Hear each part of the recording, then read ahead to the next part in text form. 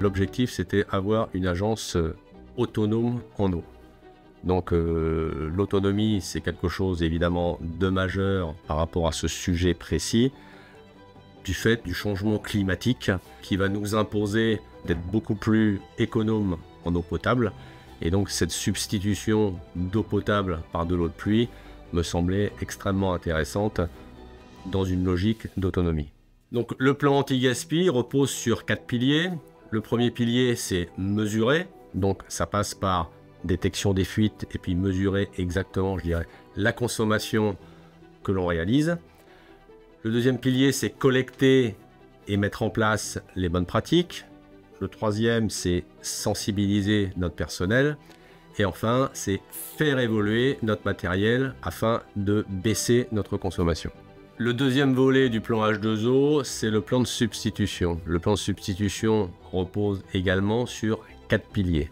Collecter l'eau de pluie, alimenter les cuves, transporter l'eau sur chantier et enfin faire évoluer la technologie de notre matériel dans le but de substituer l'eau par de l'eau de pluie filtrée.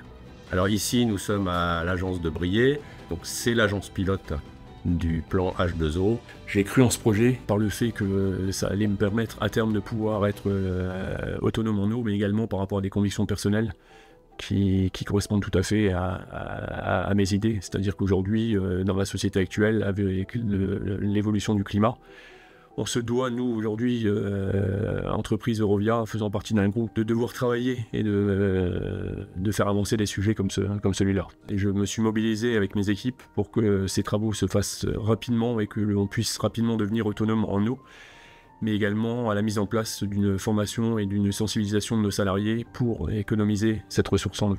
On a fait des études avec des fournisseurs pour qu'on puisse dimensionner les volumes consommés sur le secteur de l'agence de Briey. C'est une belle agence et en plus étant pilote sur l'eau, encore plus.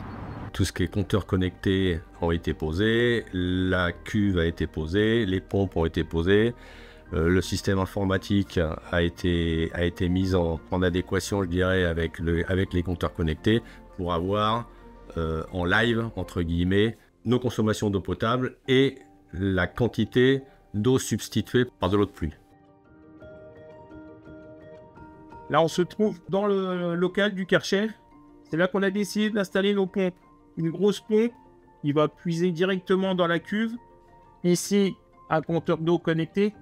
L'eau est filtrée pour éviter d'avoir des impuretés sur les chantiers. La deuxième pompe, beaucoup plus petite, qui va servir uniquement au laveur haute pression. Donc on collecte les eaux pluviales de 6500 m² de voirie et 1000 m² de toiture. Donc tout ça est récupéré dans un bassin de rétention qui est entièrement enterré. On a 2 bornes de pompage, une pour les plus grands volumes, avec la citerne de 2000 litres qu'on peut voir là-haut, et une deuxième qui sert à remplir les petites citernes comme celle-ci de 500 litres. Ça va nous permettre de pouvoir intervenir sur des chantiers de voirie classiques. On a également la possibilité de remplir des citernes qui sont beaucoup plus conséquentes. Ça va être utilisé notamment pour des chantiers de fraisage, de chaussée. Ça peut être utilisé aussi notamment pour les balayeuses ou alors pour des travaux du type béton désactivé quand on doit faire le nettoyage. Et là, on a uniquement la passerelle des compteurs d'eau connectés reliés au réseau informatique pour la transmission des données et qui remontent à peu près toutes les heures. Là, comme on peut le voir à l'écran, qui est installé à l'accueil, donc à l'entrée de l'agence, on a les différents points de contrôle des compteurs d'eau connectés où on a la partie d'eau potable et l'eau substituée de la cuve. Au jour d'aujourd'hui, on est à 23% depuis le début de l'année, en sachant que nos chantiers n'ont pas tous redémarré.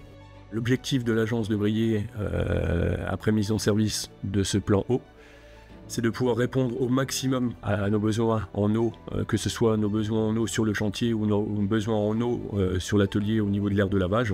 Alors l'accueil de nos clients était un accueil positif, dans la mesure où ça va dans le sens du respect de l'environnement. C'est également pour eux rassurant, dans la mesure où on ne maîtrise plus aujourd'hui la capacité à utiliser les eaux, surtout en période de sécheresse, comme on l'a connu en courant 2023. Donc ça veut dire qu'aujourd'hui, avec ce système de récupération des eaux, on pourra continuer à travailler en toute autonomie. Le plan eau a démarré en délégation Nord-Est Belgique, il y a peu, et va être diffusé à travers toute la France, dans toutes les délégations. Pour ma part, faisant partie de la délégation Sud-Ouest, nous avons décidé d'initier rapidement le plan eau à travers la région, avec un premier sujet à traiter, l'agence de Limoges, où le plan eau va être réalisé d'ici la fin de l'année 2025. En parallèle, nous allons aussi équiper les autres agences de compteurs connectés, nous permettant de définir exactement les consommations en eau sur plusieurs années pour pouvoir appliquer le plan eau dans un futur proche dans toutes les autres agences. Par an, nous équiperons 2 agences ou secteurs du dispositif, plan H2O, pour arriver à 2040 à avoir équipé toutes les agences et tous les secteurs travaux. C'est un projet ambitieux. Vinci Construction, division Hauts-de-France, on a des grandes ambitions, je dirais, en termes environnementaux. Et ça en fait partie, parce que la préservation de la ressource en eau est un élément capital qui rentre complètement dans la logique, je dirais, de l'environnement.